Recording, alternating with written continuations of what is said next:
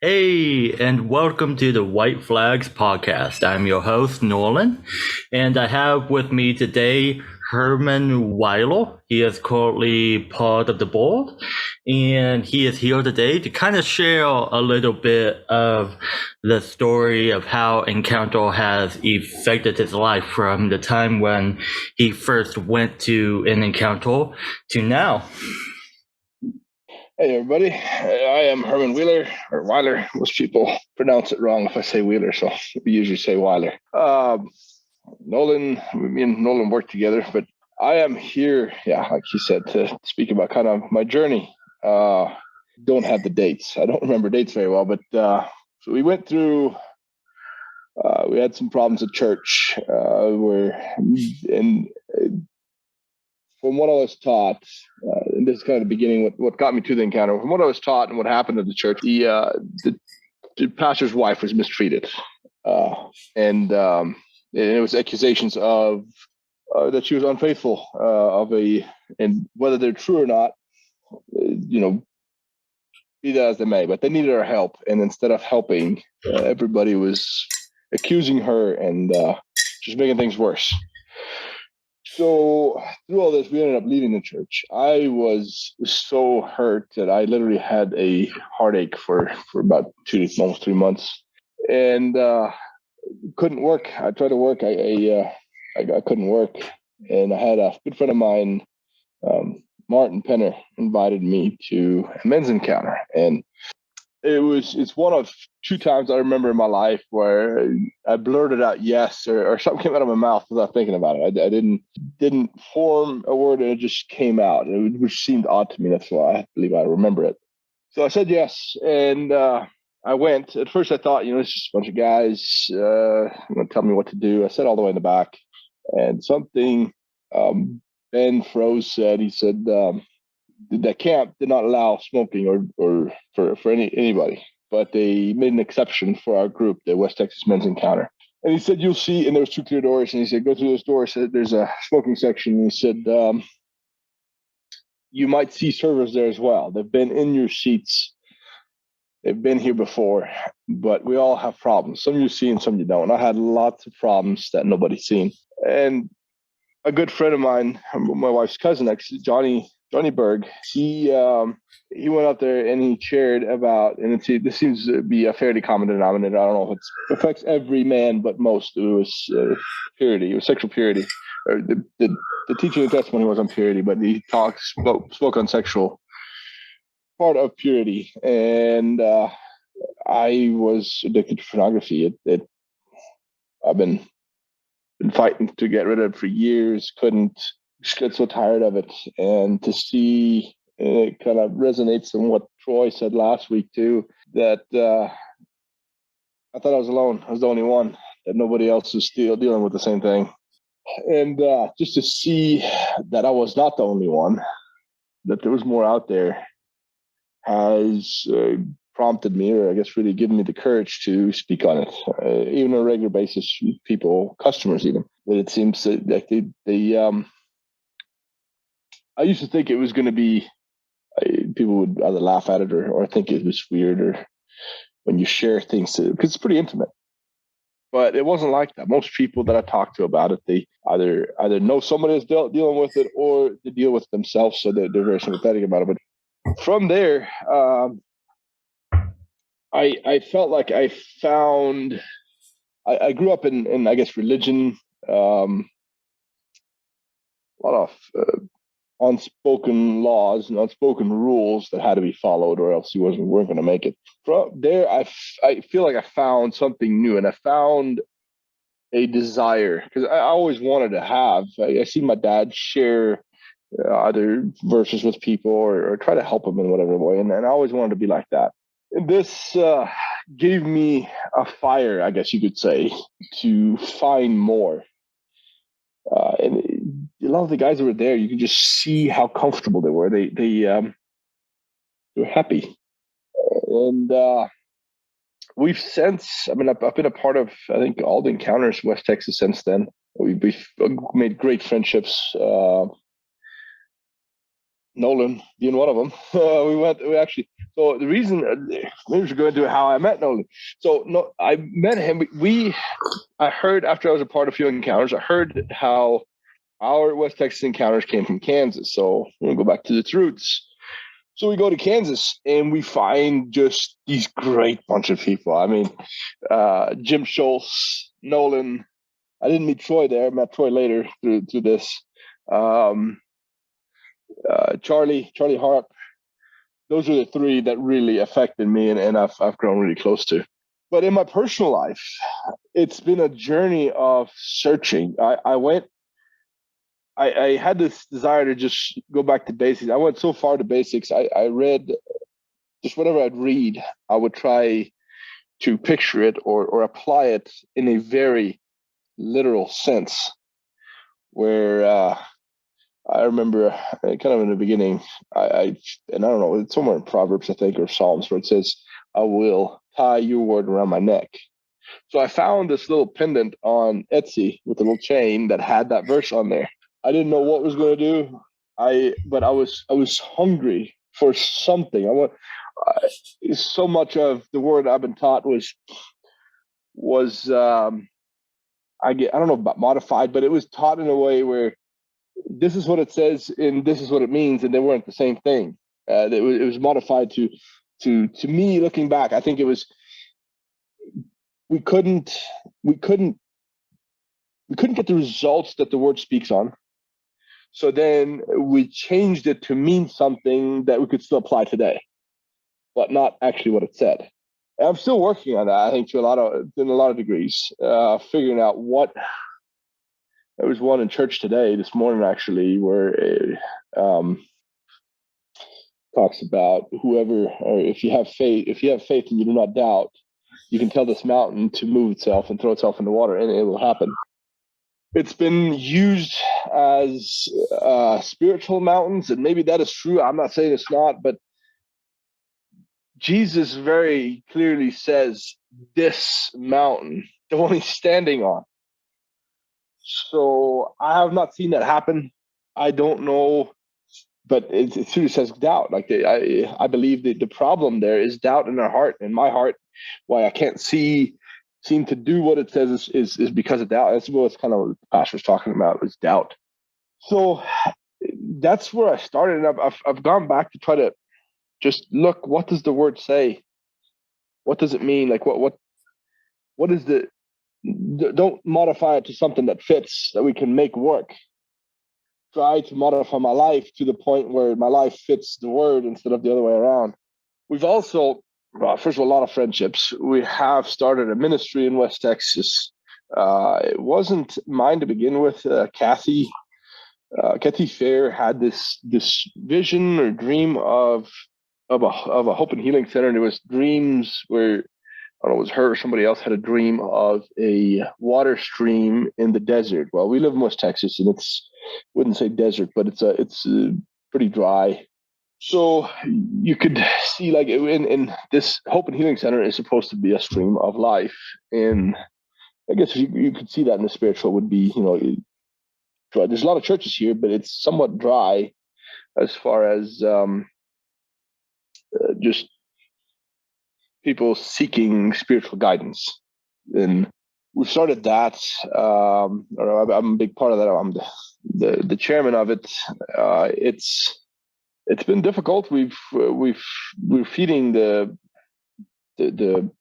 widows right now. Eventually, we want to go into. We've helped with some heaters, things like that people need. But that is a direct result of what the men's encounter did for me. And it's just one part. Like, the other part is we have a Tuesday group of men and it's not so much a Bible study as it is a study of our life and how can we shape our life after what Christ has modeled. I do believe that his walk on earth was part of what he wanted us try to live up to. Falling way short of that, but there's grace, right? So it's I don't know. I'm trying to think what else I could speak on that's come out of that, but like the friendships, the Hope and Healing Center, now the White Flag's mission that Nolan, you're the leader of. We are starting a new one in Dallas, which is very exciting. Scary, but exciting. It's I've never been a part of something that's this fresh, this built from not completely from the ground. We have the West Texas and the Kansas encounters kind of model after, but it's I think this is different. So it's new, it's exciting, but it's also the newness is also there's things that got to be figured out. Another, which this I guess happened before that, but I guess kind of goes to my own spirit. The guys that work for me, I told Marcy when me and Abe, I started a business and then Abe started working for me for over 9 years. And me and Abe grew so close that I said I wouldn't want to have anybody work for me unless I could consider them family. And it has, I guess really that goes to the power of words. I spoke it, I meant it, and the people have working with us, with me, and we have 2 businesses that God has grown. And through that, the businesses. So we spent 3 years or so where we made almost no money. We had a very hard time making bills every month, weekly, very hard times. I came from used to work for a pipeline company, made over 100 a year. And then we went to making 20,000 a year for the next 3 years or so. We lived in a little 780 square foot house, a little trailer, 4 kids. But even at that, a lot of that is my wife is very supportive. She never really had. I mean, she knew we'd get out of there eventually, but she didn't really push for it or dreamed. It was one of those that she dreamed or just pushed for it on a daily basis or weekly.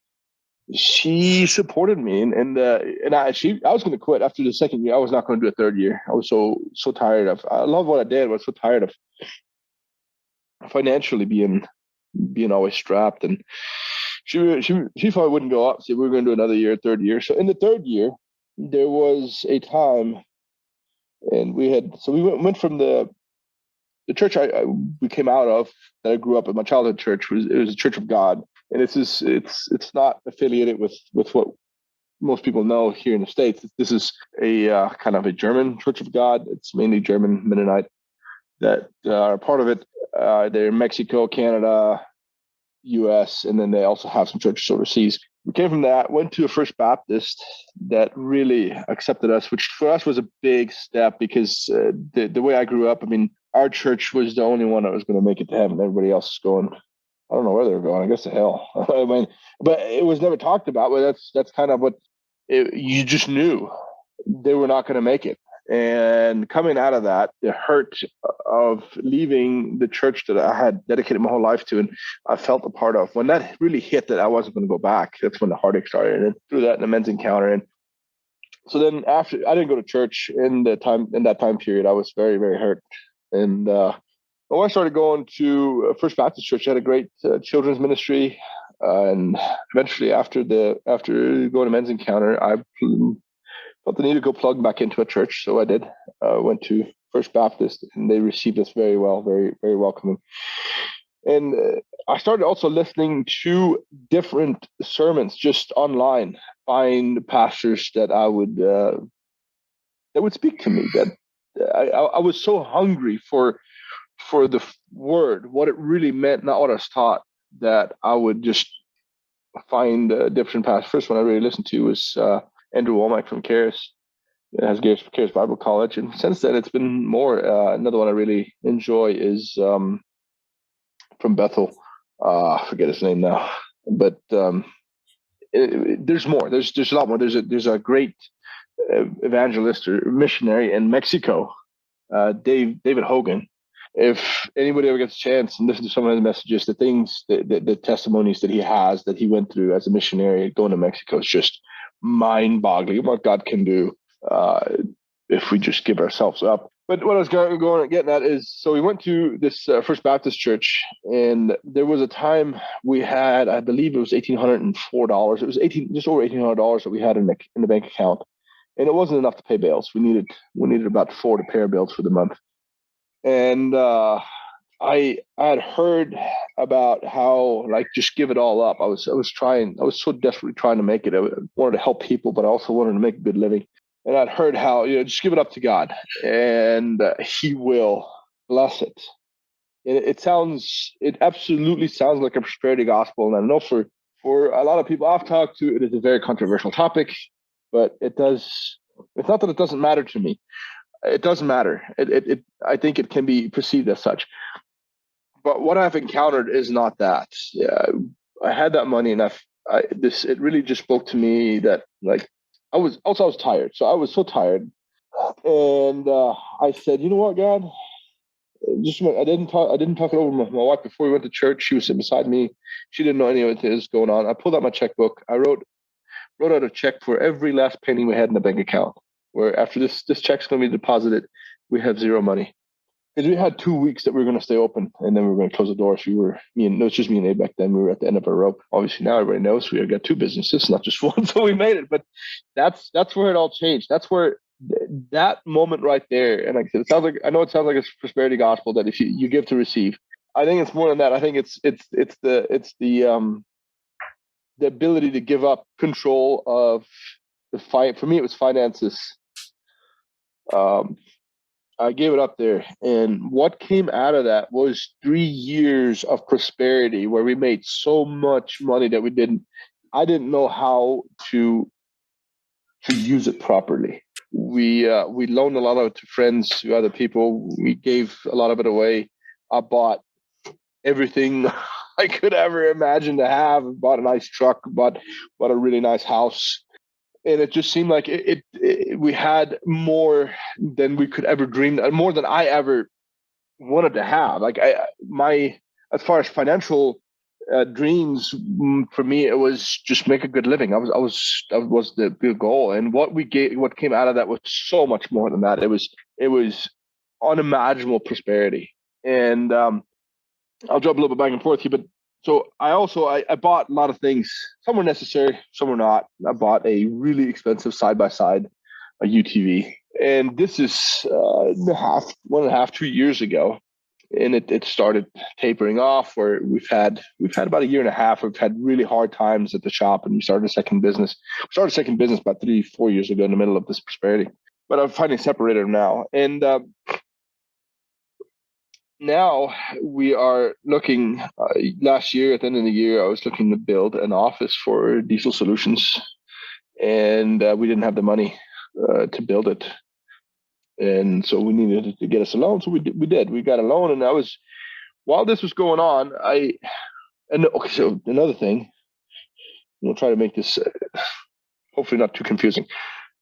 We went last year in February, we went to Heaven in Business in Florida, in California.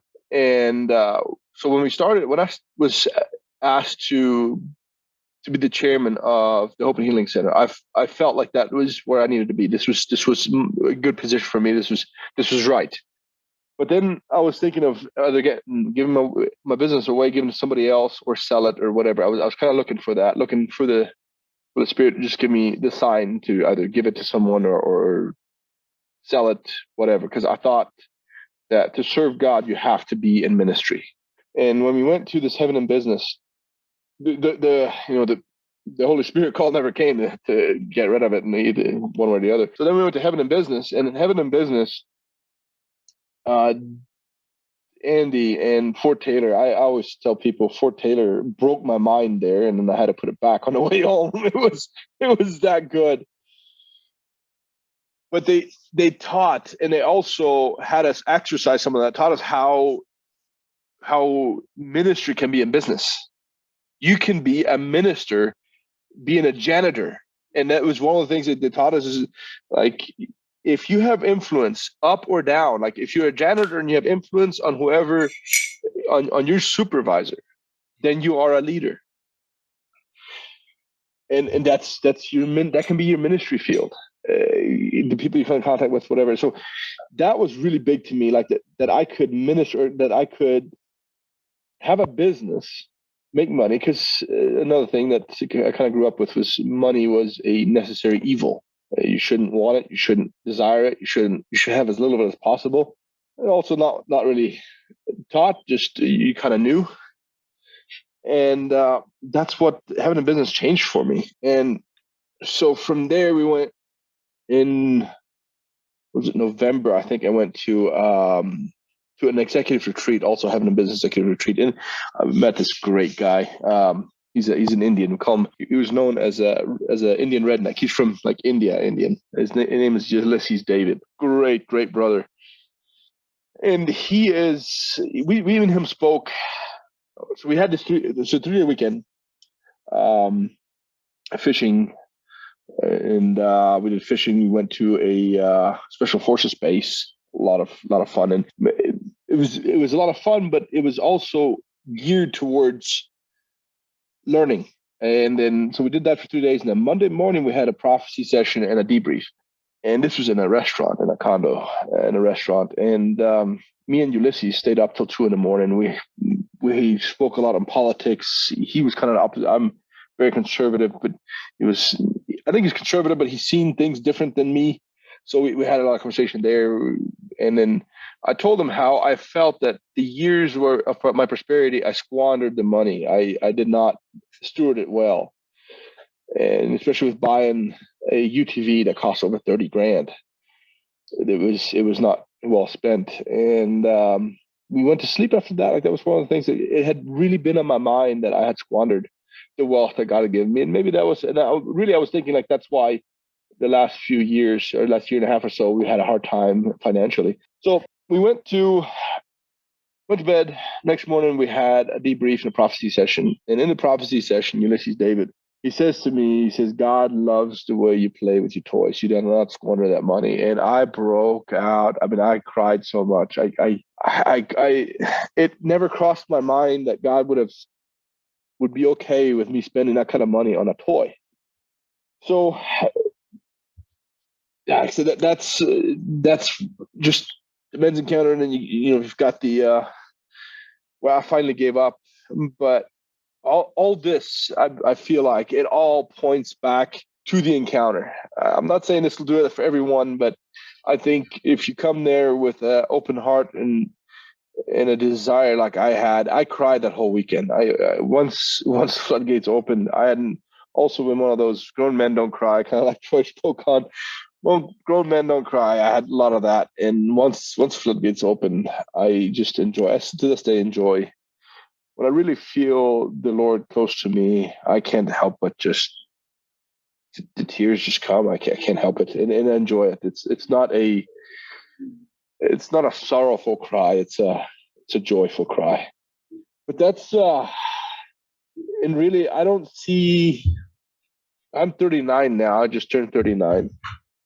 I believe I have a good another 60 to 80 years ahead of me, and whatever is going to happen in those years, I think everything will point back to that weekend at the men's encounter that put me on this track. There's no doubt in my mind about that everything that's happened and all the bad that's happened that's turned to good, and vice versa.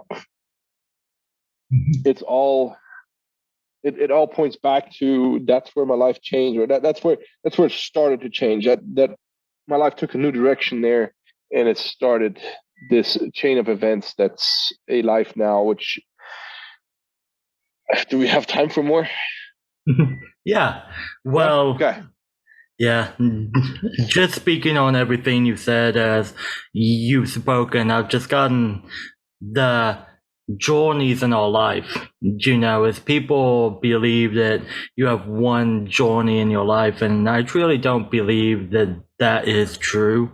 I believe that there is a different season in your life, that there are ups and downs. And so I was talking to a guy a while ago, and he said, Well, if the Bible says if men have faith, then why haven't I seen a mountain move? And I looked at him square in the eye and I said, well, the biggest mountain I see here is you. And I think oftentimes people can take things to mean things in a way that they can see them. Right. And that's not always true, because the Bible in reality says that spiritual things are more real than the things that you see and touch. Mhm. And everything that you see and touch will go away, but the spiritual will be what is left and what is most important in the end. And I just see that through your story that you've been open. That that's the biggest thing, is being open to being taught new things and being willing to move where God takes you. Right. I think a lot of people have that issue with complacency, and that's where the men's encounter is good to get you out of that spot. Because when you become complacent, it becomes really hard to heal God, because God, a God of complacency. Mhm. Like, there are times where God will say, okay, you need to stay where you are and go through this because I need you here at this time. But then there are other times where he tells you to move. And being good at knowing when those times are is a very important thing of following God. Because there are times where Christ will come up to your fishing boat and say, follow me, and drop everything. Mhm. But there are all times where Christ says, okay, I need you to stay where you are and be a blessing where you are in the circumstances that you are in. That is kind of really the feel I get from your story, is you've just been really good at knowing when to move and when to stay. Well, it's been the only way. Now is the only way I know how to live. I mean, like I said, I had a set of ideals and laws and rules that I followed for years, and it was so difficult that I couldn't do it. And coming out of that, this is just all I know. And I wouldn't say that I hear him very well. I think it's better than it used to be, but really, the reason why I, even with making mistakes, I tried to be very. This is the hardest one for me, because I think if you have a desire for Christ, you do not want to screw it all up. You don't want to make the mistakes. You don't want to, yeah, and especially like so many things that around, even the Christians you have around you will look wrong. I believe that to truly go after God's heart, to go after what Christ lived, we have to be willing to step out of that and see if it really is wrong. Like, try it for yourself. Is this really? A lot of things have been passed down to us over generations that are misconceived or whatever. That maybe they are wrong. But if you do step, and like I said, it's the hardest thing for me. I encourage my team at the Hope Center to make mistakes, but I also realize that through that, the only way they will really follow that and be comfortable making mistakes is if I do that myself. And it's the hardest thing for me to go after something that I feel I need to figure out, what is this? What's it look like? Is this really wrong? I'm trying to think of an example, but I try to. I guess really the most controversial one is drinking. Open a can of worms there. It can lead to really bad things, but what I've gone back to is Jesus says in the Bible, he says, John came neither drinking nor eating, and you said he had a demon. The Son of Man came drinking and eating, and you said he's a drunkard and a glutton. So it's like I said, it's a really hard subject, I think, for a lot of people because the alcohol and drugs have done they've destroyed so many things in people's lives. But it doesn't make them wrong. It just makes, I think, I have proof of some of this. So I have a friend that I really enjoy hanging out with in evenings sometimes, and I used to go over to his house because I wanted to help him, and nothing happened. His marriage, he had trouble in his marriage, and I wanted to help. I so wanted to help. I love this guy. He's a friend of mine, and there came a time where I finally told my wife, look, I said, I'm not going to go over there to help him. I'm going to go over there to enjoy myself because I enjoy the time I have with this guy. And since I did that, his whole life has changed. He's not where he wants to be, but there's progress. And I feel like, and it's also one of those things that I will, there's words or things that'll pop up to me either in a sermon or in when I'm reading the word, and I will just go after them. And one of those has been the kingdom. What is the kingdom? Jesus talks a lot about the kingdom. The kingdom is at hand. It's if you take it literal, it's at hand. It's right here. So I feel that, and when I started pursuing, what does it mean? What does Jesus mean by what is the kingdom? What is the kingdom for me? And it says it's not drinking or eating. It is. There's a verse that kind of specifies what. It's Second Corinthians 4 verse 20. Let me see if we can find it real quick. That speaks on. I believe it's First Corinthians. Where are you? 4:20 says, "For the kingdom of God is not in words, that's it, but in power." And that's kind of what you spoke about on just now. Like the word is, it'll all go. Whatever we see, whatever we use for power in West Texas, a lot of that is status, house, vehicles, how much money you make. Oil field, I guess, really is that. All that is, and it has a lot of power with people. But like you said, that will all go away. It will all disappear one day. So the kingdom of God is power. It's not just words. Well, I was going to say another thing. I guess really big thing that's come out of this is the marriage between me and my wife. She was about to leave me. This is shortly before the encounter. She was about to leave me because and I'm not blaming my dad for this. He didn't teach me better, but maybe it's because he didn't know any better either. I don't know. I believe my dad tried to better his family tree as best he could. And it's my job to further that now that I have my own kid. But I literally thought, like, once we had this nice house, I bought a 2013 Raptor. I love off-roading. So me and a good friend of mine from Oklahoma, we went to a competition in Austin, Texas. And there, my wife told me, she said she went to Lubbock over the weekend. I live in Seminole. She went to Lubbock over the weekend, and she was going to stay there. And she called me. She said she's not sure she wanted to come home because there was nothing left for her to come home to. And it hit me because it wasn't that I knew I'd screwed up. I didn't know where I screwed up. I didn't know what did I do wrong. Because in my to kind of give you what went through my mind was, the way I thought a marriage should work is I get my wife a nice house where we can, and I make my income is enough where we can eat comfortably every day.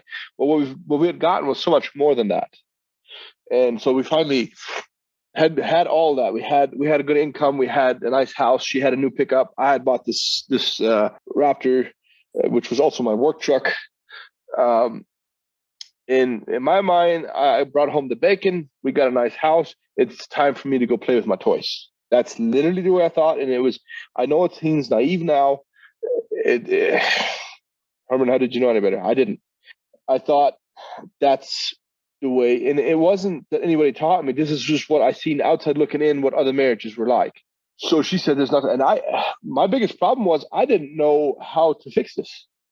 I didn't know what I did wrong. In my opinion, I did everything exactly right. I made the money, bought the house, bought her a nice truck, made enough money. We had a good, comfortable living. Where did I go wrong? And since that, it's been a journey of figuring out. And me and my wife have gotten so close that there'll be times that I sometimes have jobs on the road, as no one will know. We have jobs on the road where we're gone for 2 or 3 days. And when I come home, if something happened to my wife in the spirit realm, I can feel it before I get home. If there's something between us that doesn't click, that like come home and I don't know what it might be, but if there's anything that she's put in her mind that I like my pornography, she might think that I fell back to it, and it might have happened. Sometimes it does, sometimes it doesn't. Even if she puts it in her mind, but I can feel it. Like that's I guess really what I was getting at is we've grown so close. And a lot of the closest I feel, and I don't know if this is the right way to do it, and this might also sound controversial. The way to me, where I think I seen that really happen was when my wife did go through something hard. I always felt as a husband, it was my duty to go alongside her to try to figure out what's wrong. But this really goes back to one of those mistakes, I guess. I find the way I've been doing it didn't work. So what I did is one day I decided I'm going to chase this, whether it's a mistake or not. I'm going to chase it, see how it works. I didn't tell my wife anything. This is just in me. When she went through something hard, let her and the father figure that out.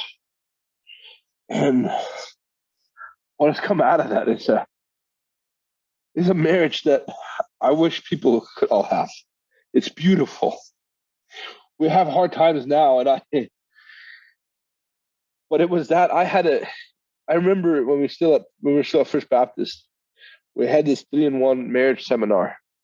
And it was 3-in-1 because you got husband, wife, the father, 3-in-1, the triangle.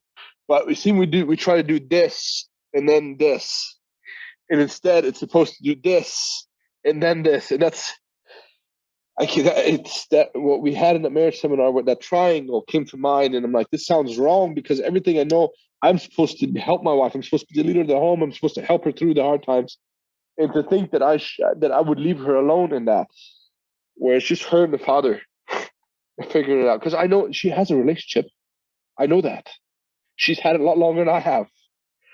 Why wouldn't? And now looking back, like it wasn't a mistake. Obviously, it wasn't a mistake. It's really grown our relationship. But that was one of those things that I didn't dare talk to anybody about because I figured whoever I was going to talk to about it would really say, "Look, dude, you're nuts. You're crazy. You can't do that. You're her husband. You can't leave her alone." But I feel like that's what built our marriage, and what this happened after where this happened is probably, I don't know, maybe beginning of the year, middle of the year last year. Actually, I don't remember the date that well, but what came out of reconstructing our marriage, which also came out of the men's encounter, their 15-year anniversary, which is just over 2 years for us, about a little over 2.5 years ago. It was in June, 2 years ago. We had a whole new wedding because our marriage had changed so much in every aspect that we decided that we were going to have our wedding anniversary was not just going to be a renewal of vows. It was going to be all over again. I had all of my friends were my best. I had my best man, and all my friends were groomsmen. My wife had, I think, 15 bridesmaids. Like we did what we would do if money was not an object. We just went crazy. And we had almost no people there. It was just for us, and we have the pictures, and it was so beautiful. My son, my son. I think my son was my best man. I remember Jack left look pictures. But yeah, my girls were the flower girls, and like my daughters were there. They're seeing this, and another thing that has changed. So I hear, and this is also kind of a common denominator. People say, Like, I have two daughters. My oldest is 12. My second is 10, I believe, 9, 10. And my boys are 17. My boys are really good. Well, one is trouble. The second one, the oldest one, is really good. But the second one, I believe I just have to shape. But one of the common denominators that people always say is, I'll get my shotgun ready when my daughter grows up.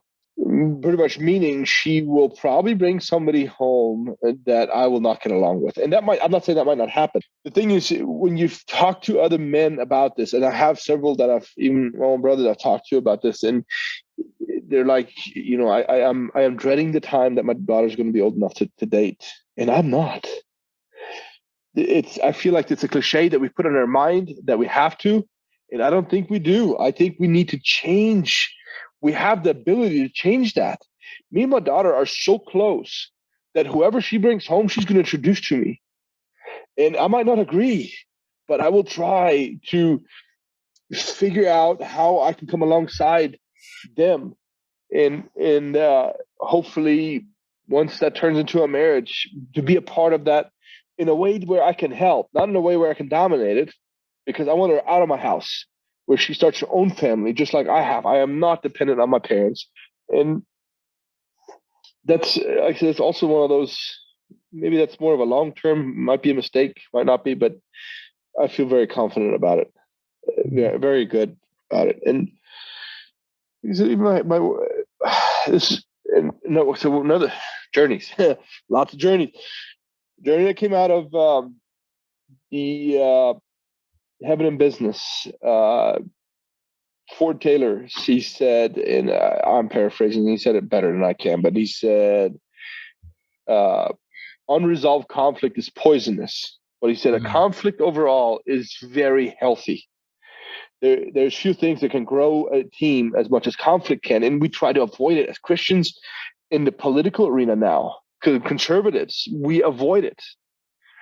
But he said, and I took that to mind, so much so, I've always buried conflict. If me and my wife had conflict, I would go to sleep because I'll forget about it in 5 minutes or less, and it'll be gone. It'll be in my subconscious. It's another thing I went through. I went through enough stress where I began to get bloated and get sick. I had to figure out a way to get rid of some of the stress. But that unresolved conflict, my wife had a very hard time letting go of it. I didn't. And since that Heaven and Business trip, I have really tried, and this was supernatural, where I had the supernatural strength. I couldn't get, even if I would want to talk about the conflict, I couldn't get myself to. I was too worried, too afraid of what this is going to bring up if we open this can of worms, what we call conflict, whatever conflict that might be.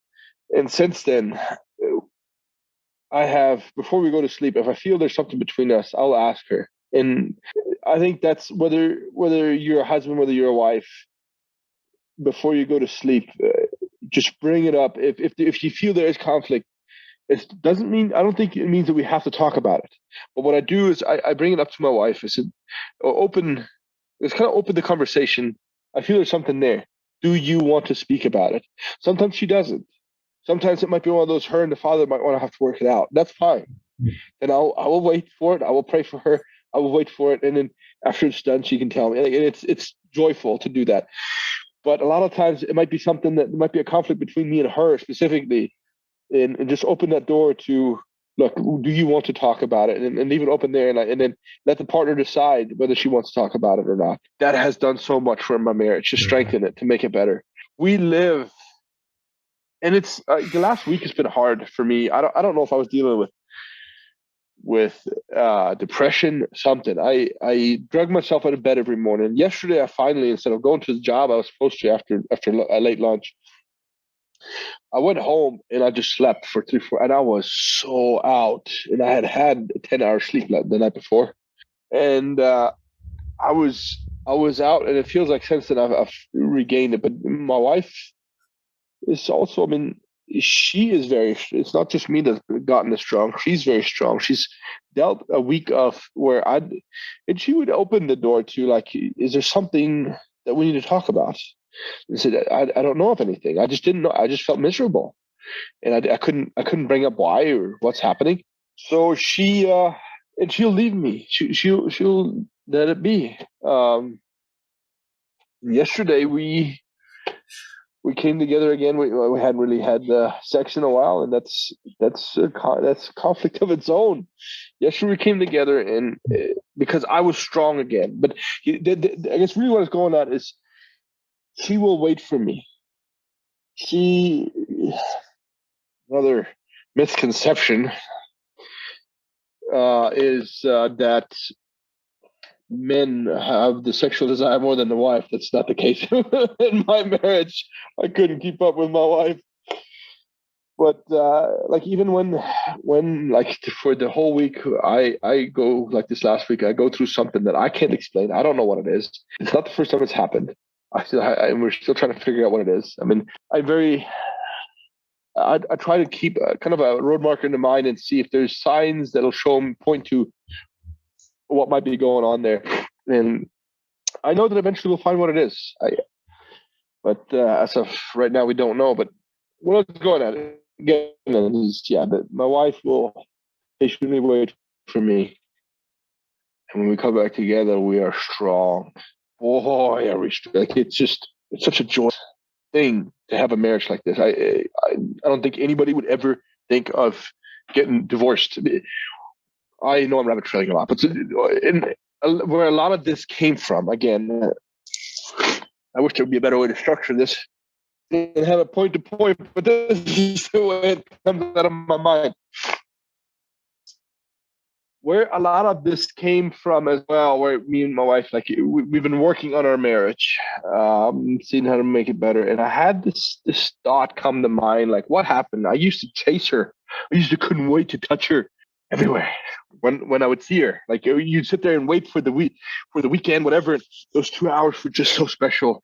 Holding her, kissing her, and touching, whether that was appropriate or not, that's maybe another topic. But I couldn't wait. We get married, and I had no desire for it. What happened? We've been married 17 years now, and like I just started thinking back, like why did it change? But I think a lot of that is what I had seen looking outside into other marriages. That is what I always seen was normal. I expected that to happen. I think that's why it did, because I expected it. Because as soon as I started thinking about what had happened, it started changing. I started pursuing my wife again like I did before we were married.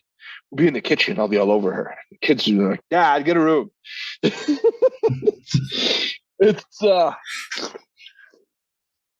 And that has just lit a fire, a romance. We're married for 17 years, and the flame is hotter than it was before. Like, it's so beautiful. I'm looking forward to the days where we're both gray haired and long beards down to the knees. Hi, Mama. Like, it's as much as it's, and we were just talking about that after church today, how like we came out of church and I was telling her, like, the time that we've had where we've been searching for answers, that like where I came out of the encounter and I changed and I started searching for what is, now I see it's kingdom. I've been searching for the kingdom. Back then I didn't know what I was searching for. But since I started searching, it's only been 3 years. And what we've done in those 3 years is absolutely amazing. What has happened in our marriage, what's happened in my community. I'm a part of this Hope and Healing Center. We have they're volunteers. Pretty much, we have a secretary that's paid. She's underpaid, so she's voluntary. Pretty much, we pay her so she can make a living, but she is underpaid. But everybody else is there, just like you, Nolan, and your whole team. In this, it's amazing what, and people want to be a part of that. And what I've seen since then, some donations have started pouring in. We had the local grocery store porters donate some household items. They're in the grocery store. They donated a bunch of household items to us that we can distribute to the community. This all happened because the men's encounter lit a fire under me and gave me a desire to find something that I think was always there. I just didn't give myself the opportunity to search for it. Yeah. if that makes sense. Yep. That does. And on that, I'm gonna say a few words, and then we will pray, and then we will get this podcast out to everyone. So speaking on the thing about you said about your marriage and about it seems wrong, to kind of leave your spouse alone in a way and to kind of give them space. Back when I tried to take my own life and I was in therapy, the therapist said something to me that really got to me. She said, one, you're the most broken person I've ever had in here. And two, you need to stop trying to help everybody else. And I said, why, Juno? And she looked at me and said, if you are not fulfilled yourself, you will never be able to fulfill anyone else. And how you gain true fulfillment is through God. And how you gain true freedom through God. And when you have a really good marriage, God is the one who fulfills you first. And then you can fulfill your spouse. Because if you're dependent on someone to fulfill your every need, you're always going to be let down.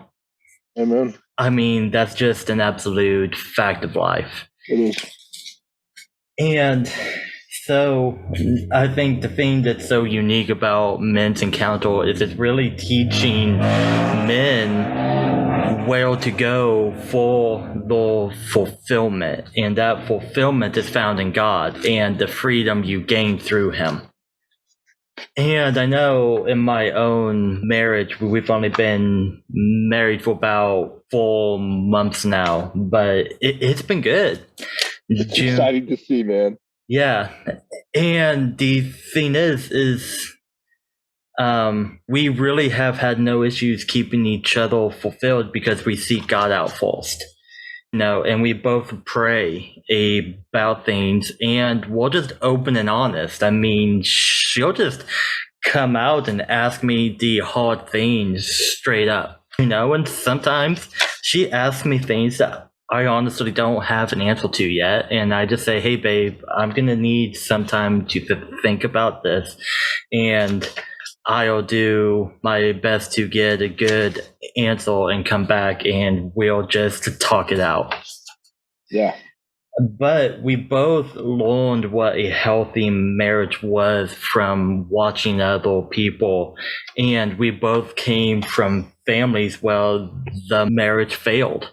And it was hell. Yeah. And we both said we don't want that, and then we looked out and we asked ourselves, what does work? What's truly a great, fulfilling marriage, and how do these people have this? And I think being open and asking the questions is a great place to be. And I think we'll end on that. If you will pray us out, I will get this podcast out to everyone.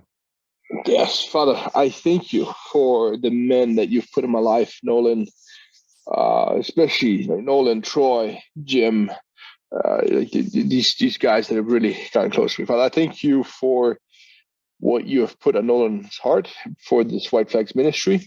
I pray that you'd give us the strength that we can see it through, that we can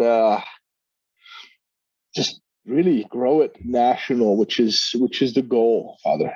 That this could be your greatest, so far, your greatest ministry that we've seen in the Men's Encounter, and we just grow it. Well, I thank you for what you've given me in my life, the marriage, and a desire to help.